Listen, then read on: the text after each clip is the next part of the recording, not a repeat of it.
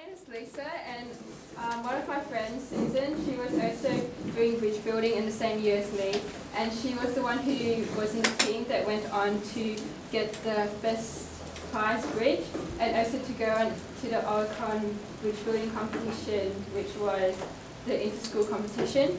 So I would just like to pass on some advice and some of the things that I've learned from my experience in bridge building.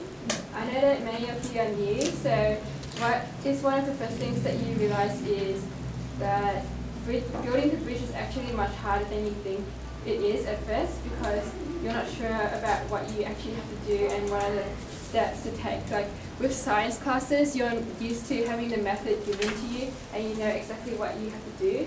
But for building the bridge, you have to make a lot of the decisions by yourself. So one of the key things is your planning. I can see that many of you have the graph paper and rulers, which is really great. So what I would do is I would count up the number of skewers that you have. So you're going to get 25 skewers, each 25 centimeters long. So that restricts you with how much material you have to work with. So if you have 25 skewers and each of them are 25 centimeters long, does anybody know how many centimeters you have to work with? Off the top of your head, like can anyone do 25 times 25? Yeah, that's right. So you have 625 centimeters of skewers. And you notice with the skewers there isn't any around. But with the skewers, they have a pointy end. So that pointy end is quite useless with building a bridge because you don't want a really thin part on one of your constructions. So what you can do is you can cut off that pointy bit and add them all up together, and that can add up as another skewer, and then swap it with Dr. McFly for another one. So that's one of my advice to you.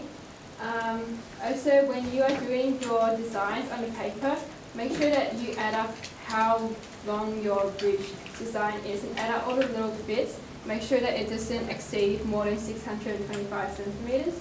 And also keep in mind that when you go 3D, you need to have some material in between those two sides of your bridge. So essentially your bridge has two sides. So you're going to have two pieces of your A3 graph paper, one for each side, and then you're going to have the middle bits. So you need to count in all of that. And for your design, you can have a look at some of the truss designs, which was what I used. I think I used the top left one in my first year, which held about 20 kilograms.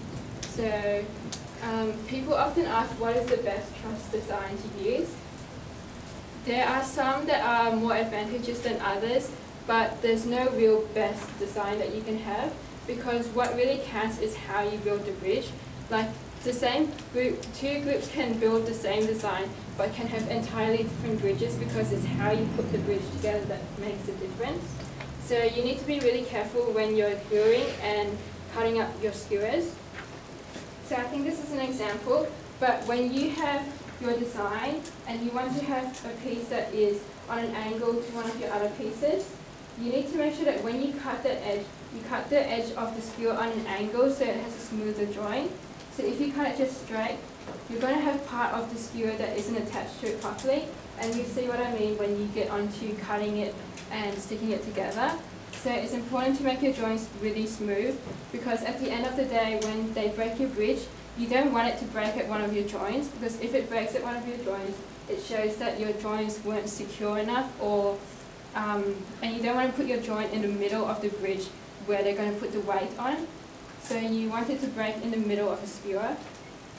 When you do your joints as well, after you have finished doing one side of your bridge and you take your whole side off the paper and the cardboard, make sure you turn it over and glue the other side of it as well, because when you're gluing it on the paper, you only glue on one side of the joint, so you need to do the other side as well. Some other advice that my friend would like to share with you is just making sure that your joints are really careful and you don't put too much glue or too little glue, because at the end it can get quite flaky.